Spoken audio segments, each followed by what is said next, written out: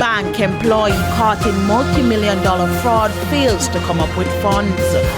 Banks to be fined for breaching service standards for ABMs under new regulatory regime.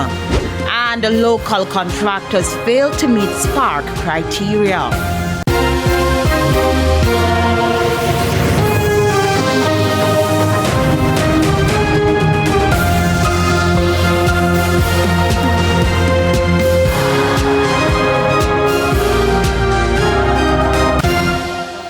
Good evening and welcome to Primetime News on air and online at onespotmedia.com. I'm Archibald Gordon. And a special welcome to viewers on onespotmedia.com as well as TVJ International in the Cayman Islands.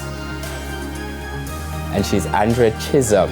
As coming up later in the business news, we have the Africa and the Caribbean to explore trading opportunities. And Jermaine Brown has a preview of what's coming up in Primetime Sports. Well, thanks, Archie. The team to, qualify Jamaica in the men's 4x4 for the Olympics has been selected for that last chance meet in the Bahamas. We'll tell you more a bit later on.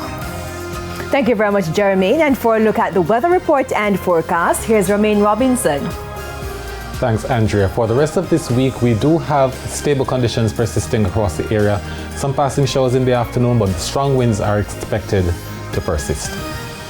There's also sports commentary and E-Prime in this newscast, but before the break, the feedback question. This evening we're asking, what are your views on the proposed unemployment insurance scheme? You can share your comments online, facebook.com/televisionjamaica, and you can post on X at TVJ News Center.